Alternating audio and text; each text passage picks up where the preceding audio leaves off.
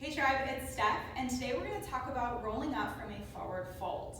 So traditionally, we see a lot of swan diving in a forward fold. So traditional yoga usually teaches feet together, maybe hips width apart, but usually it's toes touching together.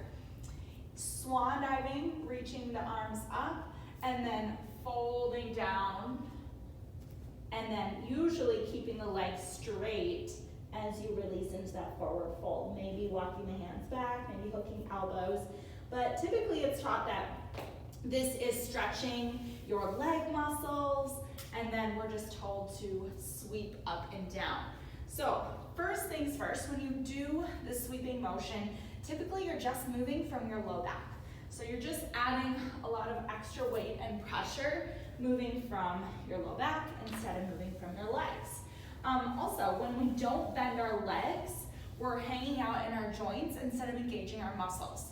So we all know that in order to, let's say, functionally pick something up, whether it's a box or we just drop something, we always need to bend our knees so that we don't tweak our back.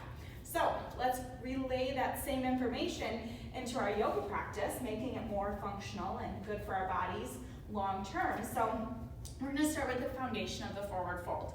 So first off, taking the feet wider, at least hips width apart and maybe even slightly outward. So depending on someone's structure, could be their hips, their legs, they might need to have a little bit of an outward rotation versus being strictly forward as well. So let people find what feels natural, what is comfortable, what would you stand in typically if you were standing at attention. That's about where your feet should be. So my one foot actually rotates out just a little bit, and that's okay. So finding that foot structure, and then as we fold, we want to bend the knees so that we're not just hanging out in our knees or our low back. So if I have straight legs right now, I can touch the ground, but I'm feeling it mostly in the back of my knees and my low back. So you can do a little check there. If you straighten the legs, whether you can touch the ground or not, where are you feeling that stretch? Because if it's behind your joints, knees or low back, then it's typically going to be in your joints and your ligaments versus your muscles, which is what we're really trying to work, is our muscles. So when I come into this fold, I can really activate my muscles by engaging through the 3 points of the feet. So big toe bone, pinky toe bone in the center of the heel, presses down, my toes might lift up a little bit, and I can feel my inner arches activate. From there, I want to soften the knees even more. Maybe I do a little releasing at the bottom. I could walk my hands or sway here, just taking a few breaths. But notice I'm bending the knees quite a bit so that I can make sure that I'm engaging through the legs and I'm not hanging out my joints.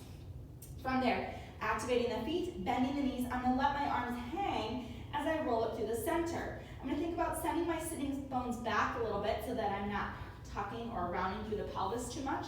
So hips back a little bit, and then drawing the hands through the center, I'm engaging through the inner arches or my inner thighs, rolling up through the core, through the pelvic floor. My hands come up center. Maybe I reach the arms up, expressing that pose. Notice here as well that I'm not super lean back into a back bend or arching through the low back.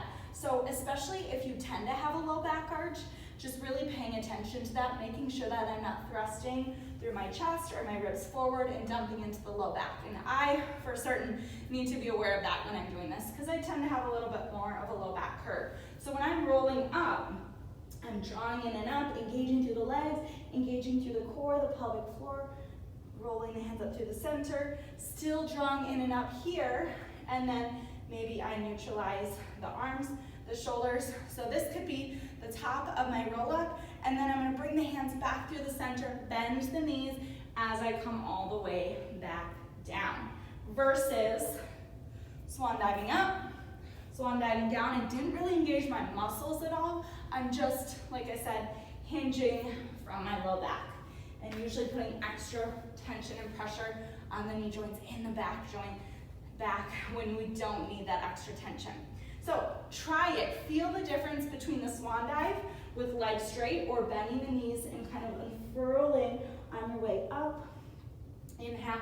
And then maybe I just let my arms come rest center or even beside me. This would be kind of that neutral anatomical position. And this is essentially where we're gonna be when we're standing in our mountain pose.